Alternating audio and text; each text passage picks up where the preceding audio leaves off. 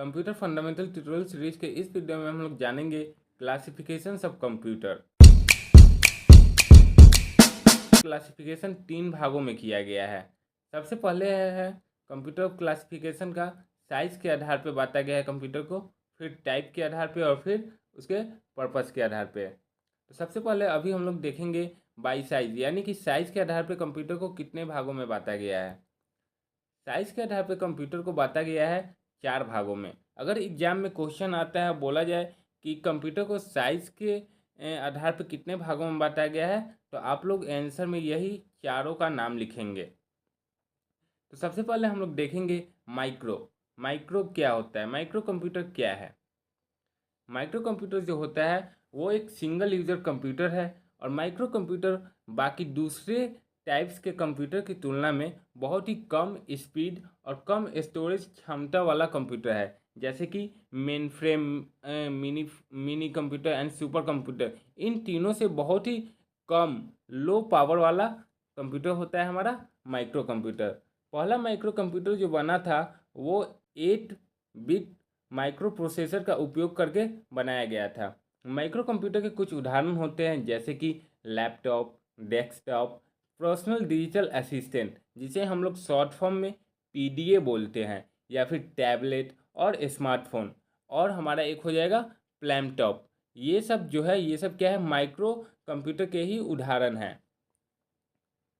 फिर micro computer को आमतौर पे हम लोग यूज़ किस लिए करते हैं, ब्राउजिंग करने के लिए, सर्चिंग ऑफ इंफॉर्मेशंस के लिए, internet, MS office, social media आदि चीज़ों का लुत्फ लेने के लिए हम लोग माइक्रो कंप्यूटर का यूज़ करते हैं। नेक्स्ट है हमारा मिनी कंप्यूटर। मिनी कंप्यूटर को मिड रेंज कंप्यूटर के नाम से भी जाना जाता है। मिनी कंप्यूटर को इस तरह बनाया जाता है जिस एक ही कंप्यूटर होता है मिनी कंप्यूटर, और उससे बहुत सारे यूजर एक बार में काम कर सकते हैं। यह mid size multi processing system वाला कंप्यूटर होता है। इसे mid size computer, mid range computer इसलिए कहा जाता है क्योंकि ये mid size multi processing system होता है, इसीलिए इसे मिड रेंज कंप्यूटर भी कहा जाता है। मिनी कंप्यूटर जो होता है एक साथ 250 यूजर को सपोर्ट करने में सक्षम होता है, इसलिए इसका यूज़ सामान्य तौर पे किया जाता है बिजनेसेस के लिए, बिजनेस में किया जाता है।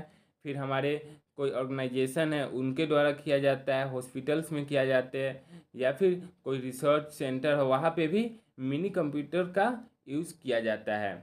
Main frame computer. Main frame computer जो होता है वो साइज में बहुत ही बड़े और कॉस्टली होते हैं हमारा मेन फ्रेम कंप्यूटर। ये एक मल्टी यूजर कंप्यूटर होता है जो कि एक साथ एक से अधिक लोगों को आसानी से सपोर्ट करता है। एक से अधिक यूजर इस पर एक बार में काम कर सकते हैं। मेन फ्रेम कंप्यूटर ज़्यादातर बड़े बड़े कंपनियों में यूज़ किए जाते हैं, ऑर्गेनाइजेशंस में यूज़ किए जाते हैं, जिस पे एक कंप्यूटर होता है मेन फ्रेम कंप्यूटर, और उसके सर्वर से बहुत से कंप्यूटर कनेक्टेड होते हैं। जैसे कि बैंक वगैरह में, बैंक हो गए, कोई बड़े बड़े ऑर्गेनाइजेशन, हॉस्पिटल्स, और कोई विश्वविद्यालय, यूनिवर्सिटीज़ होते हैं, उन सभी में मेन फ्रेम कंप्यूटर का ही यूज़ किया जाता है। जैसे कि मान लीजिए कि वहाँ बड़े बड़े ट्रांजेक्शन्स होते हैं बैंक में, तो वहाँ पे बहुत से ऐसे कस्टमर्स होते हैं बैंक में, तो किसी एक कस्टमर का बहुत से डाटा होते हैं, और उसी उसी डाटा में बार बार एक्सेस करना पड़ता है। तो इसके लिए तो अच्छे खासी प्रोसेसर्स की ज़रूरत पड़ते हैं। तो इसी में मेन फ्रेम कंप्यूटर का यूज़ किया जाता है, क्योंकि एक कंप्यूटर से मान लीजिए वो जो कंप्यूटर है बैंक के सर्वर में है, और वो किसी बैंक के में जो मैनेजर है या कोई बैंक का कोई अधिकारी है उसके पास कस्टमर जाता है, तो उसका डाटा तो उस कंप्यूटर में भी होने चाहिए। तो इसी के लिए मेन फ्रेम कंप्यूटर्स का यूज़ किया जाता है बैंकों में, जो कि एक सर्वर से कनेक्टेड होते हैं। तो ये हमारा मेन फ्रेम कंप्यूटर होता है। उसके बाद हमारा आता है सुपर कंप्यूटर। सुपर कंप्यूटर जो होता है, नाम से ही पता चल रहा है कि सुपर कंप्यूटर बाकी सभी कंप्यूटरों के तुलना में बहुत ही फास्ट और बहुत ही महंगे कंप्यूटर होते हैं। सुपर कंप्यूटर की स्टोरेज कैपेसिटी जो होती है वो काफ़ी अधिक होती है, बहुत ही ज़्यादा होते हैं। सुपर कंप्यूटर की स्पीड काफ़ी अधिक होते हैं, और ये हर सेकेंड मिलियंस ऑफ इंस्ट्रक्शन पे काम कर सकते हैं। सुपर कंप्यूटर का उपयोग हम लोग करते हैं, कहाँ पे करते हैं, इंजीनियरिंग के लिए करते हैं, उसके बाद साइंटिफिक रिसर्च में करते हैं, उसके बाद वेदर प्रिडिक्शन में करते हैं, उसके बाद फिर हम लोग रिसर्च सेंटर में करते हैं, इलेक्ट्रॉनिक्स में करते हैं। फिर से यहाँ तक कि सुपर कंप्यूटर्स जो होते हैं उसमें नासा जो इसरो है, नासा और इसरो वगैरह जो है वो अपने सैटेलाइट को लॉन्च करते टाइम भी सुपर कंप्यूटर का ही उपयोग करते हैं, और अपने सैटेलाइट्स पे नज़र बनाए रखने के लिए भी सुपर कंप्यूटर का ही वो लोग यूज़ करते हैं।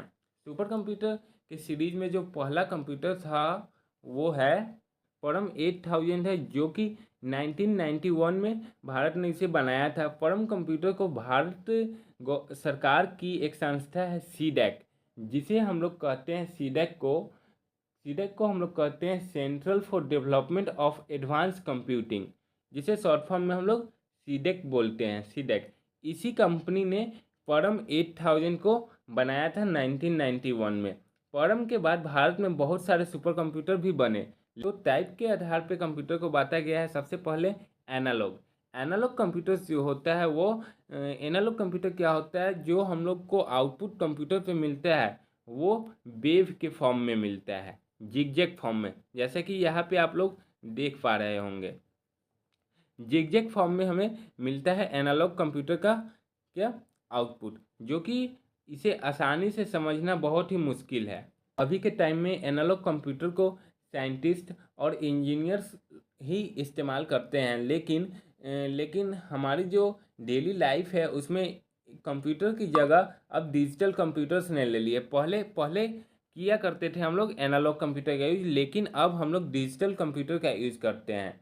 लेकिन अभी भी कंप्यूटर्स को बहुत जगहों पे प्रयोग किया जाता है, जैसे में जहाँ कुछ ऐसे जगह है जहाँ पे एनालॉग कंप्यूटर का उपयोग किया जाता है, जैसे कि स्पीडोमीटर, बाइक्स, कार या व्हीकल्स में स्पीड मापने के लिए स्पीडोमीटर का यूज़ करते हैं, उसमें भी एनालॉग में ही दिखाए जाते हैं। लेकिन अभी जो डिजिटल मीटर्स आ रहे हैं उसमें नंबर के फॉर्म में दिखाए जाते हैं। फिर हमारा आता है एनालॉग क्लॉक। पहले की जो पुरानी घड़ियाँ होती थी उसमें भी एनालॉग क्लॉक होते थे, लेकिन अब वो भी डिजिटल कंप्यूटर में बदल चुका है, जिसे हम लोग एनालॉग क्लॉक कहते थे। अब हम लोग का डिजिटल वॉच आ गया है।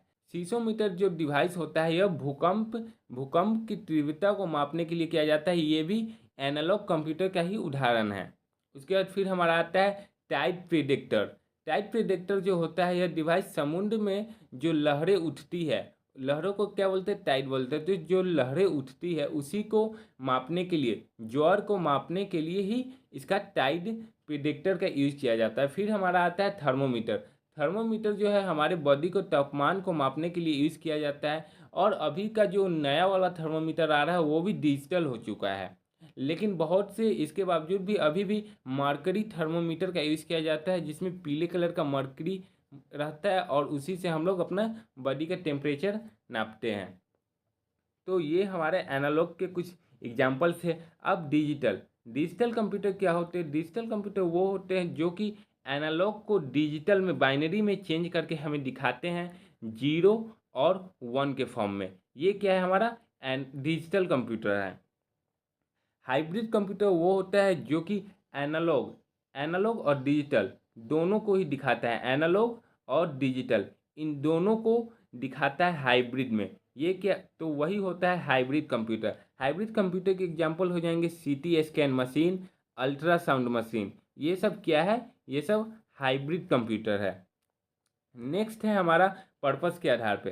पर्पस के आधार पे कंप्यूटर के दो भागों में बांटा गया है, जनरल और स्पेशल। जनरल कंप्यूटर वो होते हैं जो कि हम लोग सामान्य काम के लिए यूज़ करते हैं, जिसमें ऑफिस यूज़ कर रहे हैं या फिर वर्ड यूज़ कर रहे हैं या फिर मूवी देख रहे हैं या फिर कुछ और काम कर रहे हैं, तो वो हम क्या किसी जनरल काम के लिए कर रहे हैं। तो उसमें बहुत से काम एक ही कंप्यूटर में कर रहे हैं, तो वो जनरल हो गया। स्पेशल वो होता है जिसमें हम लोग कोई एक काम, जैसे कि मान लीजिए हम लोग वीडियो एडिटिंग कर रहे हैं, तो उसके लिए पावरफुल ग्राफिक्स होने चाहिए, अच्छे रैम होने चाहिए, प्रोसेसर होने चाहिए, जो कि स्पेशल आते हैं उसी के लिए।